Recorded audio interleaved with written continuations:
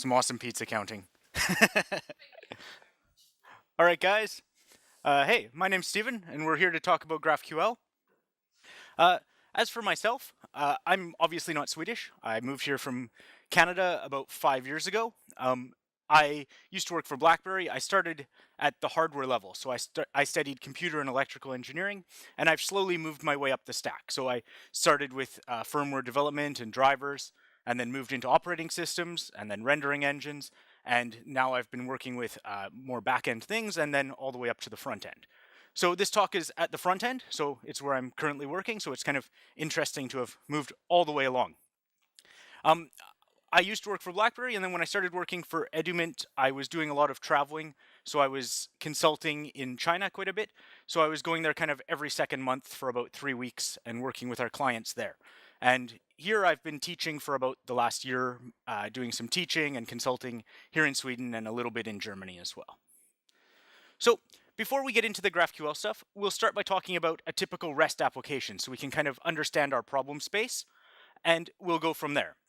So in our typical REST-based application, we will be normally having our API designed by the backend team. So typically we have a backend team and they will design the API, and it's quite often around the database tables. And we usually follow a resource model. So we have some resources, and then we'll have collections that are many resources together, and we also have collections of collections and so on, right? And we end up with an API something like this. We'll have a get all items, and this will return an array of maybe unique IDs for each item. And then if we want to get the details about that item, we'll use get one item and get that item by its unique ID that we got from the array. And so if we translate that into REST endpoints, we end up with something like this. So we have a post if we want to create new items. We have a get, which will get all of the different items as an array. And we have get for one item where we pass the item in as a parameter. Right? So let's look at our problem domain. For today's problem, I stole this from the Edument website. And so we will look at building this piece of UI. Unfortunately, our website has many different data sources. We have a CMS, which provides our courses and teachers. So this is our content management system. And it has all of the course details, like the name of the course and the summary. And the teachers have things like the name and their ID, their email, that sort of thing. We also have a CRM, our customer relation management system. So this is what the sales guys use whenever they phone one of our customers. They use it to keep track of things like if they just bought a dog, next time they will say, oh, hey, how is your new dog doing? That sort of thing. And also we keep our course schedules in there because they want to be able to tell when they call a customer what courses they've bought in the past, which ones they're going to in the future, that sort of thing. And so we want to combine all of these things together to make our website that looks something like this. So here we have some things coming from the CMS and these from the CRM. Oh, I put a slide with this. So the things in blue are coming from our CMS. This is from our CRM, and the orange ones are also from the CMS, but from a different table, right? So different endpoint. So if we look at our API for our CMS, it looks something like this. So we can ignore the post ones because we won't be looking at creating new things today. We're just putting together this UI. But we'll have a CMS where we get a list of all of our courses, basically returning an array full of their IDs. We'll have something to get details about a specific course. So if we want to go and get one course, the name and that sort of thing, we can get it from here. We can get a list of all of the teachers. So we'll get an array full of IDs with the teachers. And we can also get all the details about a specific teacher. So if we get a course, we get back some data like this. And keep in mind, there might be quite a bit more data here as well, but this is the data that we need to build that UI that I showed. So we have the ID, so a unique ID for the course. We have the name of the course. Those two in this case are required. We also have a summary. We have a price, how much the course is going to cost, a duration, and then we have teachers, and this will be an array of teacher IDs, which we can then get from our teachers endpoint. So here, if we look at a teacher, it has an ID, a first name and last name, and also the email for the teacher, right? And if we go to our CRM now, we have a similar API. So we have something where we can get all of the course schedules. Once again, we can ignore the post here. We can also get a single course schedule by using its ID from this endpoint. And if we check out here, we can see I also have a query parameter when I'm getting the course schedules, so I can find the schedules for a specific course, right? So this will save us having to filter on the client side. If I look at the schedule model, here I have an ID, and then I have the teacher ID that will be teaching this specific delivery. I have the course that will be going off on this delivery, the location, something like Stockholm or Malmö, and I also have the date for the delivery, right? So if I put this together with a REST endpoint, these are the calls that I would probably need to make. So I start by getting all of the courses, and I will have a big array full of course IDs. For each ID in this course, I will then map over it, and I will get the schedules for the course. And then once I have those schedules, I will get the details for each schedule. In addition to that, I also need to go and get the course details. So once I get the course details, I will then map over the teachers and get the individual teacher details, right? And then I will put this together. Here I put the teacher details with the course details, and here I combine those combined details with the schedule. So now I will have an array with all of the data I need to render my UI. So my UI looked like this. So I'll have all of the data I need in one object to render this, right?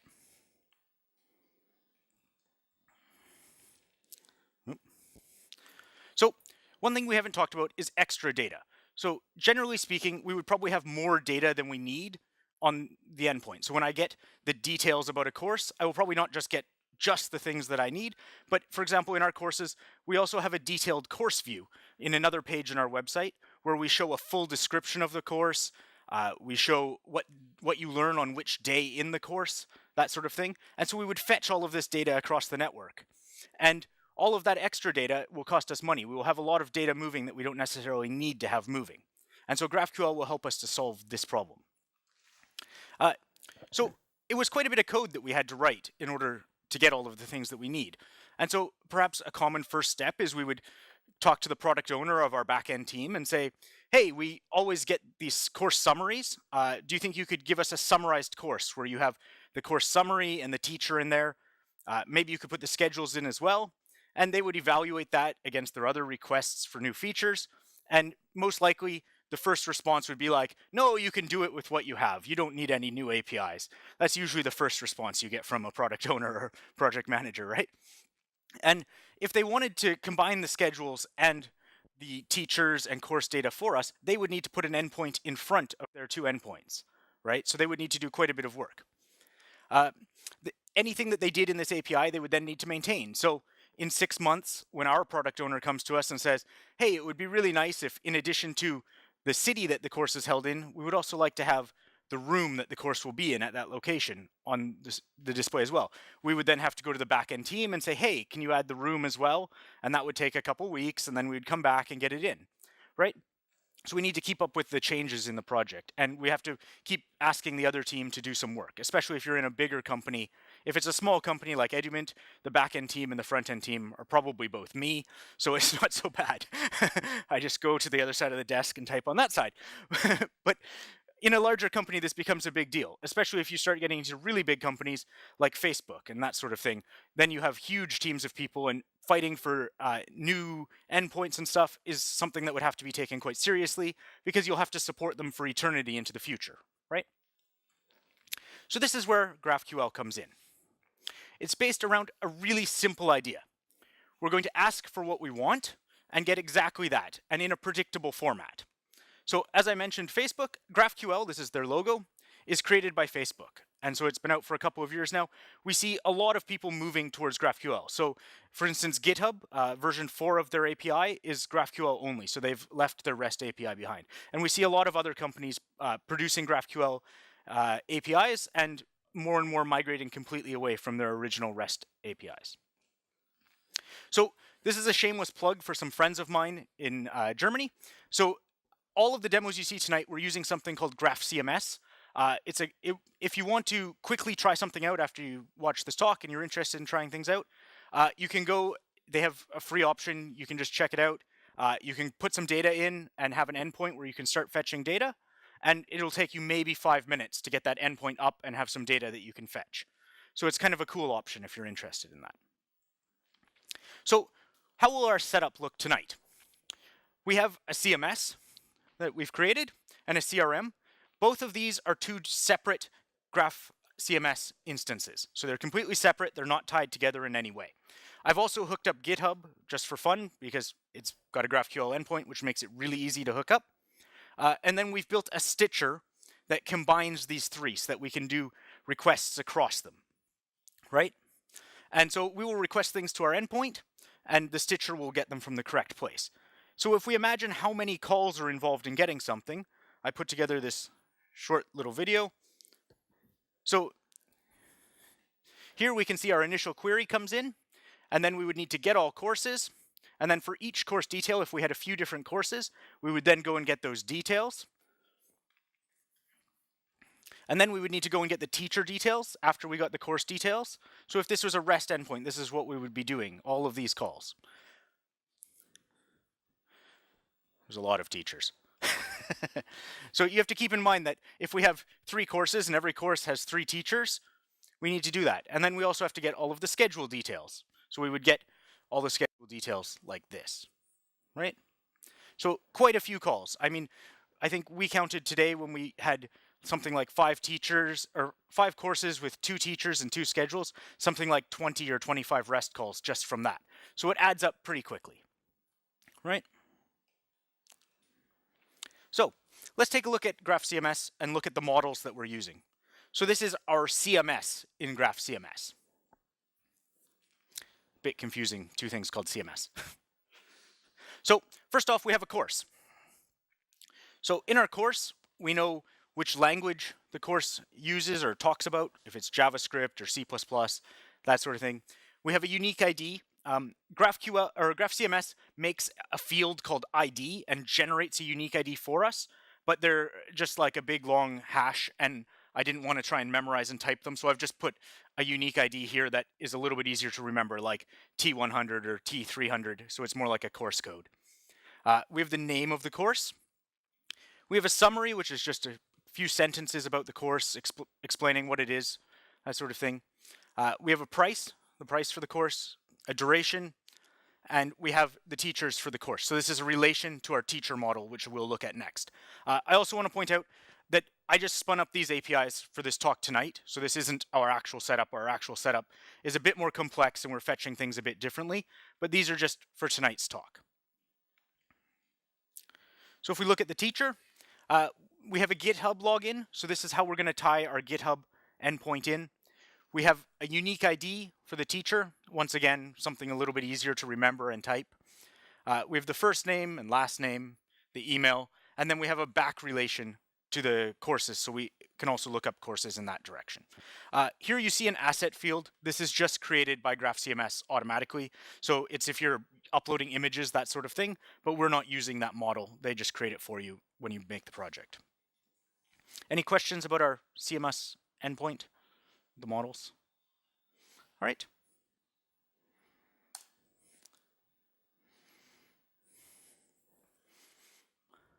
So here we have our CRM models.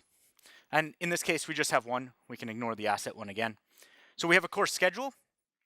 In the course schedule, we have a teacher ID and course ID. So these are what we're going to use to relate to the other instance, right? Because we need something to tie the 2 instances together, something in common between them. And so these are just text. Here we have the start date for the course.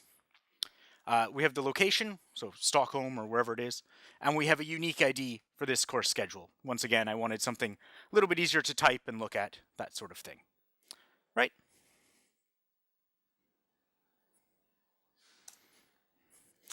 So for tonight's talk, we'll use something called GraphQL for trying out requests. So it just runs in the browser, and we can try our requests right there. So let's try and make our first request. The other thing I'll do is I'll just go back to this picture so we know what we're building.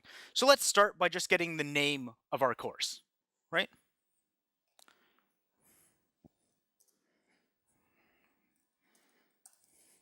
So we want to get all of our courses, and we want to get the name for the course. And so if we run that, so it's going off and getting that. So now, as you can see, I get an array. See if I make this a little bit bigger. I get an array with all courses, and each course, I get the name for the course, right? So the next thing that we needed was we needed the summary. So maybe you notice that as I'm typing here, I get automatic completion. So how does that work? Well, I also get automatic and free documentation. So GraphQL is built around a schema, and it's a type-safe schema, strongly typed. And so here we can look through our documentation and see what sort of things I can get. So if I look in my query, I can search for all courses. And now I can see the different things that I have available. And I can see that it returns an array of courses.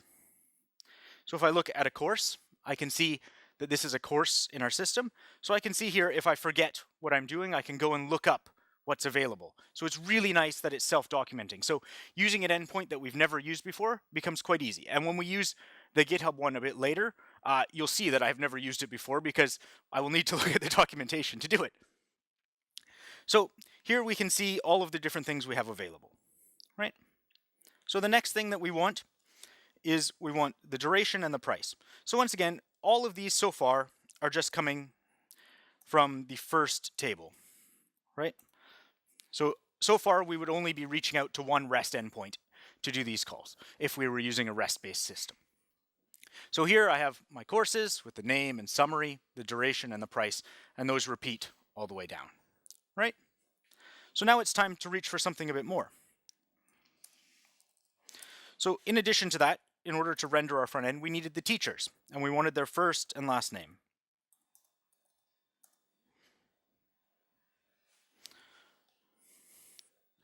Right? So now we have reached over and we're getting something from somewhere else in the same endpoint, but most likely a different table in the database. Could also be a completely separate database, but we're reaching into another endpoint and combining those together.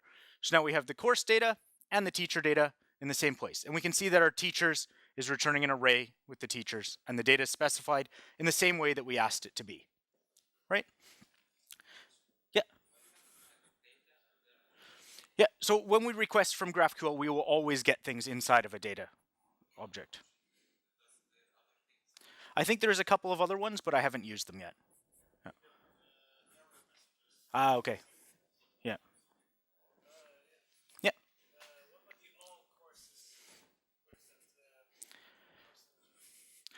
So all courses is here and here, and the things that are available are defined in the schema. So our backend team would have to specify what things they will make available to us, and then we would be able to use those. So if there's certain things that we need, we would still perhaps have to ask them, but they can make a lot of the things available, and then we can choose which ones we want to use from the front end. So the other thing is, maybe all courses isn't really a great name. Maybe I would rather just call it courses. So I can alias that. Like so. And now when I get my data back, it will be in a courses field instead of all courses. So if we want to play around with the names a bit, if we have some existing functionality that we want to reuse, it can be really handy to do that. Or for example, if we have something that needs to be aliased because we would have conflicts later when we merge data or something like that, right? So now let's reach over to our other endpoint. And so far we're just touching one endpoint. And one of the powers of GraphQL is that we can reach out to many different endpoints, right? So for our course schedule, we wanted the start date and we wanted the location. So now I've reached out to my other endpoint, and you can see here I'm getting a course schedule as well with the start date and the location for that course where it's going to happen, right? So now I've reached out to my stitcher and it's gone for me to the two endpoints and come back and sent one reply with all of the data. So I haven't needed to do all of that manual work that I was doing before to combine all of the data. But this is just the beginning of where this power comes in. Perhaps in a couple of months, our product owner will come to us and say, hey, it would be really good if we also said which teacher was teaching this particular delivery. So we know David and I are both teaching this delivery JavaScript Foundation, But on this delivery in Shenzhen, which one of us is teaching it, right? So we can right away go back and say,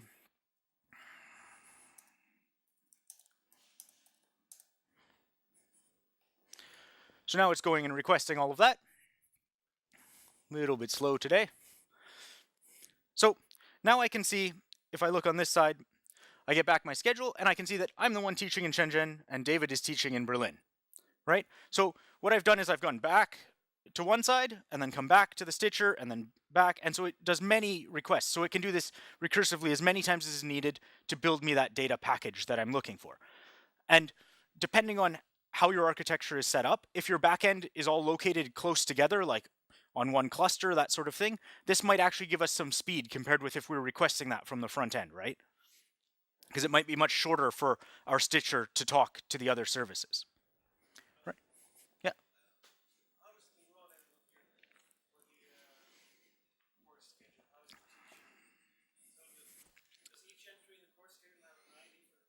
Yeah. So here, if we look, oh, sorry, this is the wrong side. We want the course schedule. So here we can see our teacher ID is just a unique ID. And this is the one that's generated by GraphQL. We could have also just used the unique ID that I specified, which would then be, I think it's Stephen.lau or something like that in the other side. If I look here, we could have also used these ones. But this is done in the stitching side on the back end. So we'll focus a little bit on the front end today. If you're interested in the code, I can show it to you after the talk. I have the stitcher. It's about 160 lines, something like that, to combine the different endpoints.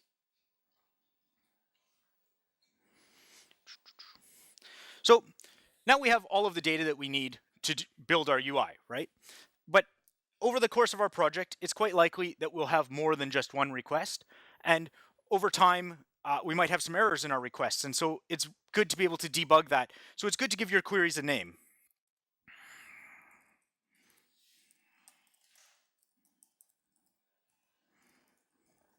How do you spell summary?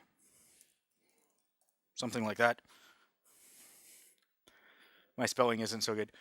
So I can give it a name, and now when this is sent, these are compiled, and this isn't exactly what's sent over the wire. It sends something a bit shorter and better for the network, not as many bytes. And so when this is compiled, it will get the name in. So if we're debugging later, we can see exactly what query is failing, that sort of thing. And if for example, I'm a really horrible front-end guy and I write some sort of really bad borderline recursive query or something, and the backend guys haven't protected against that, they can come and say, hey, this query is really expensive. Maybe you should rewrite it this way or shorten it a bit. And so that can be quite good, so I can get feedback about those sorts of things, right? The other thing is it's quite often to have these queries in a separate file. And then you can even submit those files to the backend guys, and then you can have only approved queries run. So if, for example, for security, we don't want anybody to be able to just mutate the queries in the front end and request random things in random order, we can protect against that a little bit, right? So here we have some repeated data. We have our first and last name twice, and maybe as time goes on, we realize that we're kind of always requesting the first and last name together. So maybe it would be shorter to have something like full name. So we can use something called a fragment to do that.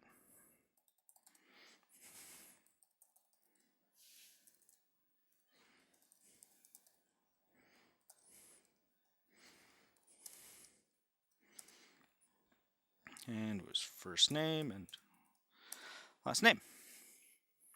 Oop, I need to use it as well. That would help.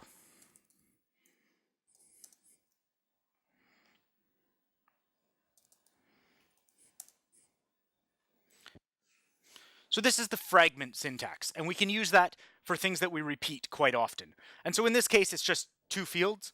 But when we were building our website, we often show some details about the course in the side view, that sort of thing. And so we have some like summaries that we reuse in several different places in the site. And so it can be nice to put those into fragments so that you can just call them. And it can make things a little bit readable if you get these really huge queries, right? And also if we start to build queries on the fly that we want to have a bunch of different things, then it can be nice to just staple together a few fragments and duct tape them in to a nice ball and send them off, right? So the next thing that we might want to do is we might want to do some sort of pagination, right?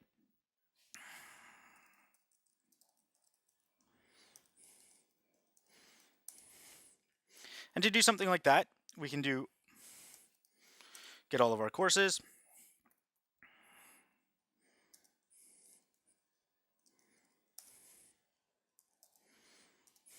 And we'll just get the name because. So we can do some pagination like this.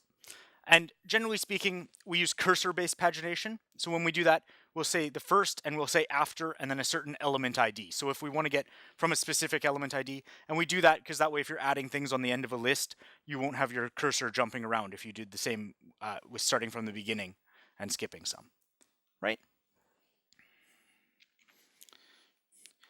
The other thing that we quite likely will want to do is we'll want to be able to query some specific data. So maybe I want to get the JavaScript Foundation or a course by me or something like that.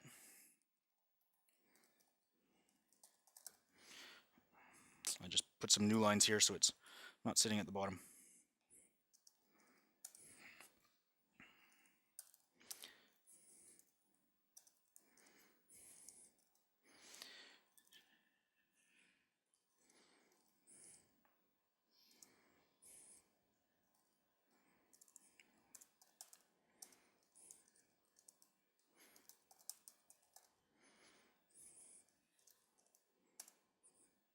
Drag that over a little.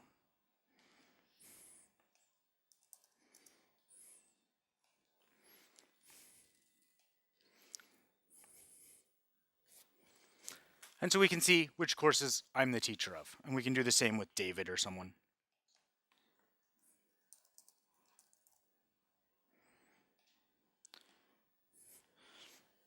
Oh, we're both the teachers for all of them. Not the best example. But maybe we can check instead the language of the course.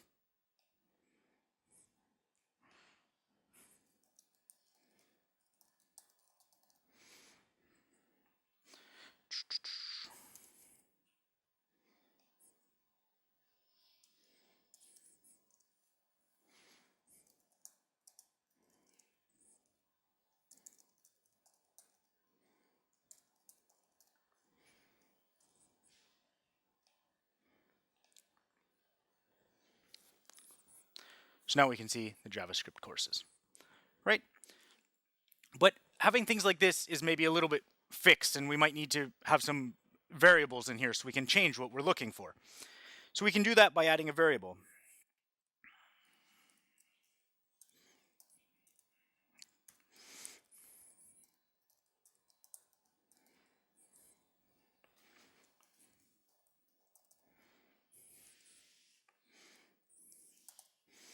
And so because we're strongly typed, we need to specify what type it is.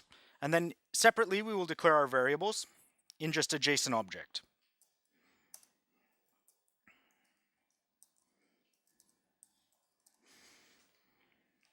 And of course, we need to use that variable.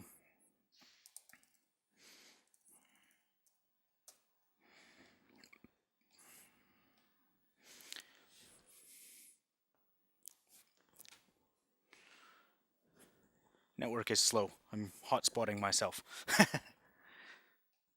So here we can see these same courses.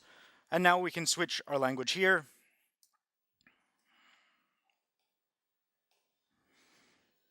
See if I have any C++ classes. I do.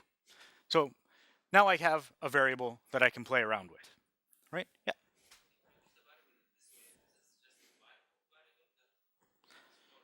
So normally we use something like Apollo to put our query together. Oh. We use something like Apollo or something else to put our query together, and we will put a variables object with our request. So we'll have just the things that we want for that request.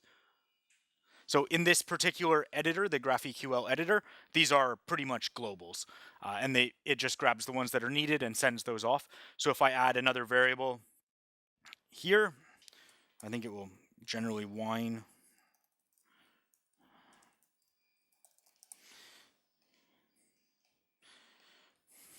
It will work, but I will get that this is not appearing in any of the queries, right? But if I have just one query and I'm putting those variables in on the side, then I would just put the ones that I want. So normally I would not have like a giant variables object at the top of my project somewhere. I have individual variable objects that go with this particular query. So the two normally go together. But in this editor, they're just global inside of here. Yeah, we can look at a couple of them afterwards. I have in the end we look at how the GQL tags work, and so there it's a little bit more realistic, right? So the other thing that we likely want to be able to do is mutate some data, right? So to do that, we use something called a mutation.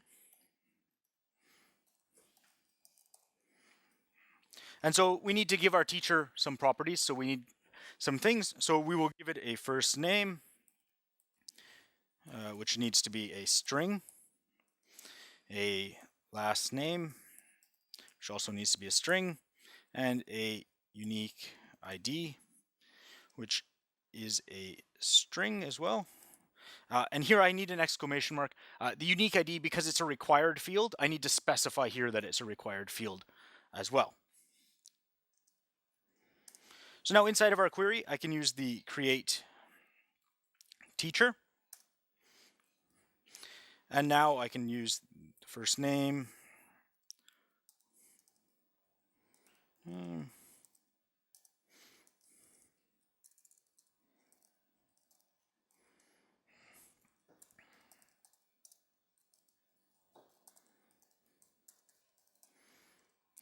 And one of the interesting things is when I add something, I can also add a query to run on the object that is created, so I can get back some data at the same time. So in this case, I said that we have an ID that GraphCMS generates, and this sort of thing is maybe quite common, that your backend will generate an ID when you create a new object.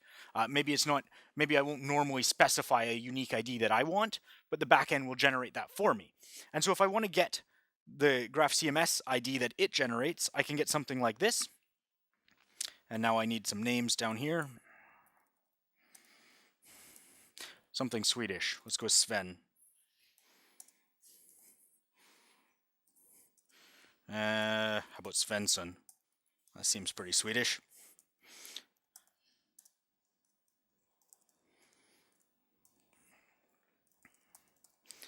Right.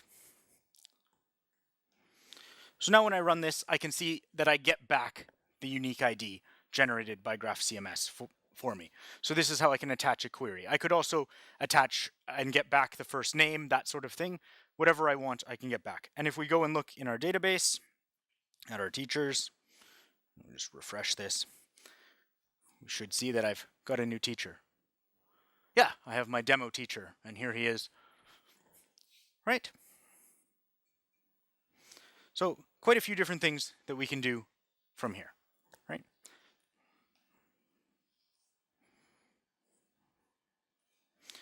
And demoed that. I think we demoed all of these. Perfect. Yeah, we wanted to play with GitHub. Let's play with GitHub. We'll do something where I'm not familiar with the API. How about we find the repositories for one of my colleagues, and then from the language we get the courses that Edument offers that have to do with that programming language.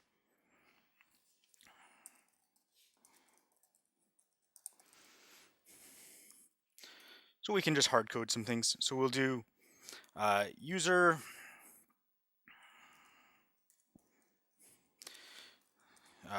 let's see, David's user is Crawler, I think. And we want their repositories.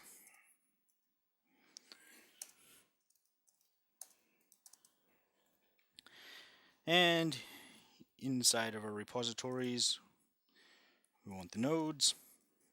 So here, this nodes and edges syntax is used by quite a few places because this is what Facebook is using.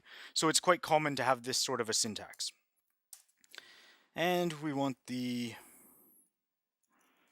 primary language.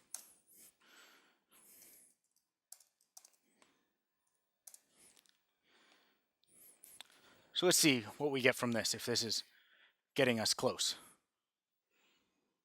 I need a first. Yes, they have. So it's common with public APIs to not allow people to just request every single thing in the API, so you have to paginate it. So let's get the first few.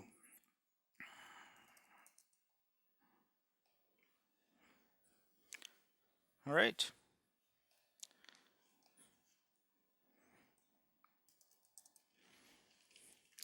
And now we can go back to the courses repo because we've built this in our Stitcher. We've related these two fields. And so because the schema is strongly typed, we define our entire endpoint with the schema, which means that it knows everything that we can use. And then we can get auto completion. From that, we also get all the documentation for free from our schema, which is one of the really cool things. It's in the backend. Yeah, but you can fetch it from the front end. So there's an endpoint where you can just pull the schema from. Right. So now we've gone to GitHub and then pulled out which courses that Edument offers about that language. So it's pretty neat.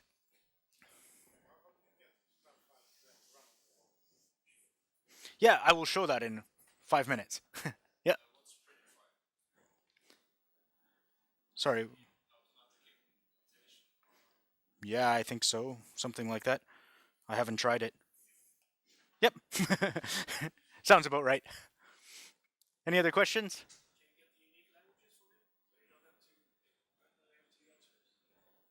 How do you mean? Ah, okay. I'm trying to think. Because this is just a demo system, I have very little data to play against. So I have 4 courses that I put in. So, do you have any C++ repos, Eric? Yeah. Yeah. Yeah. So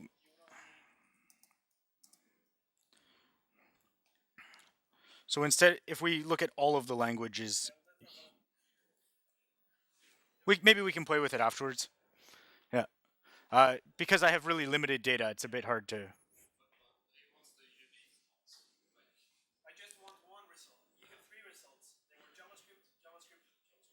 Ah, so this JavaScript is speaking about this particular repository. So if I go back, primary language. So he has a bunch of different repositories, and so that primary language links to a specific repository. So here, this repository is called pub/sub/hot/tub, and it is in JavaScript. This one is called CSS mall. Here we have Golingo, and if we look instead of primary language, we can see the different languages that GitHub has detected. I think this one I also need to use a pagination on.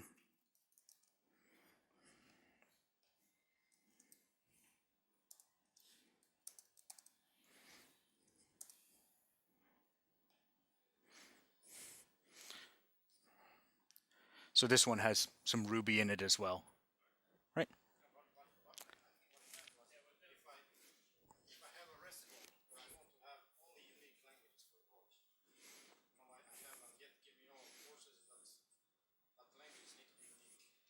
You want to filter them, or I'm not sure what exact filter you want. So yeah, let's have it after. Cool. So let's talk a little bit about the background. So everything is built around a schema. So here we have an example of a course, and it implements a node. And in there, we specify what things are available. So we specify with an exclamation mark if they're required, and without an exclamation mark if they're not. So all of these ones are required, right? The other thing that our backend guys will need to do is they will need to set up what filters and things are available. So obviously, not every filter on Earth is available. They're specified by the backend team. So as a front-end team, we might need to ask our backend team to add some filters if they don't support the things that we want. So this is how the API is now defined. But we get to choose which of these we use and when we use them, right? Yeah, so this would be built by the backend team, and we can fetch that. And this is how the documentation is generated. This is how the autocomplete works. This is how everything comes together. So this is really at the heart of GraphQL. Yeah, so typically it'll be in its own file. It can be in a bunch of files, and then they can be combined. So there's a merge schemas function that you can use on the back end to combine several different schemas into one. Right? So we'll talk a little bit about some common tools. So typically one of the first things you'll come across is Apollo. You need to be able to send GraphQL, and Apollo is interesting because it has 3 separate parts, and people kind of refer to them interchangeably as Apollo. So if you're working on the client side, you'll probably be using Apollo Client, and we use this to communicate with GraphQL Endpoint. So we can take our GraphQL query and put it in there and use that directly. And then we have Apollo Engine, which we can use if we're building a GraphQL gateway. So if we're starting from scratch and building a brand new gateway, we can use this. We also have Apollo Server. So perhaps you'll build 1 or 2 GraphQL gateways, and then you'll need to wrap some existing REST endpoints. Or maybe you use something that you buy from another company and they don't have a GraphQL endpoint. So you can wrap an existing REST endpoint, and it's quite easy to do. It's not a lot of code. Bit out of scope for this talk, but if people are interested, we can always look at having another talk another time about the backend. GraphQL. So you asked how I get it locally. I'm using Apollo in the backend, and I'm using that with an Express server, so just as a middleware. And so I can add this middleware to my Express server, and then I just import that and then add it to the middleware, and then I have it running locally. Right? So it's very common if you're working on a backend team that starts doing this, then definitely add this because it's super, super helpful for the developers. So when I'm working, I tend to start by working in GraphQL and get my query to look the way I want, and then I'll put it over into my project in the code. Because otherwise, you sit there coding and restarting your server and requesting things. So it's much easier just to run it from there. Right? Linting. So we have linting both for style. So one of the things that's interesting is here you can see I did not use any commas. Earlier we used commas in some of the spots. So if I have name,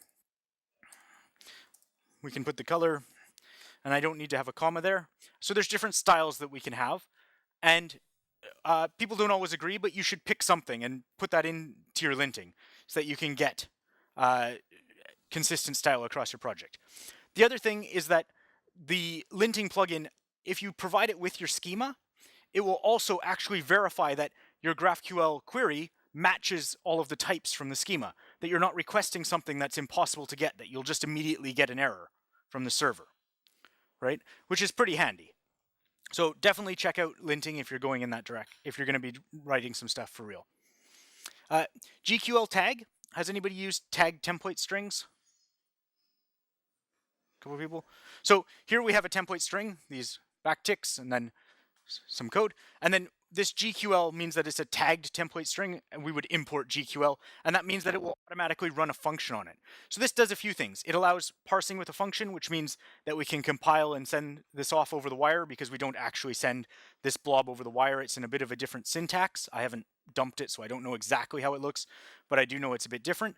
The other thing is that if we're using our linting plugin, it will find these tags automatically and lint those. So it won't lint where I have hello world somewhere else in my app. It will just lint my GraphQL queries.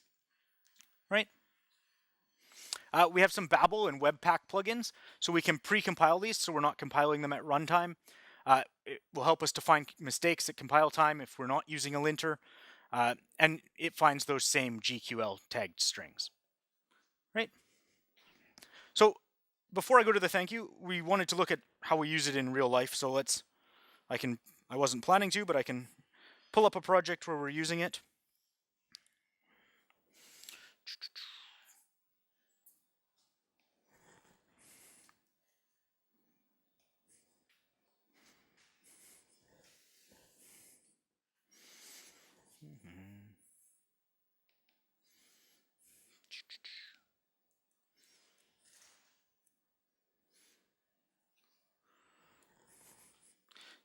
So here's an example of where we're pulling out all of the data about a specific expert, which is what we have in the back end. We have split our people into teachers and experts and different things. And so here we pull out their name and some tags and things. And if we go down to the bottom, we can see here, this is where we actually put our variables in for this particular request. Exactly. So typically what I would do is I would get this working the way I want in GraphQL. So what we're doing in this case is we inherited a bunch of old code that was handlebars templates. So we gather all of this and then we hydrate those templates in the backend and then just serve basically a static page to the user for this particular project. There is also React wrappers. So because as you can see, a lot of this stuff could play really nice with component abstraction, right? So you could have a name field for an expert and you can attach a query using a React wrapper and then it will automatically get just that data for that React component. So it's kind of cool there too as well, right? And then our actual query, this is from Apollo. So if I go and look here, we create, so we are just using Apollo client and we're just creating that from, we can cat together our auth link so not everybody can just request our data. And then we also have a retry link. So if something fails, we'll automatically retry things a few times. And HTTP link is just setting up our endpoint. So we just have something like this, right? So yeah, we just have our actual endpoint. And we get our endpoint comes from here. Oh, I've been logged out.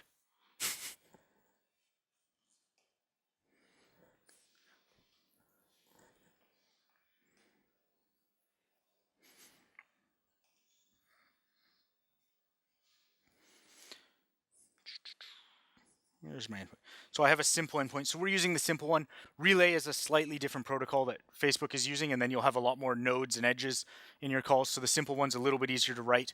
I haven't played with Relay much yet. I just have looked at it very briefly and noticed that it was a lot more writing. So until we have the need for some of those extra features, we haven't gone to play with it yet.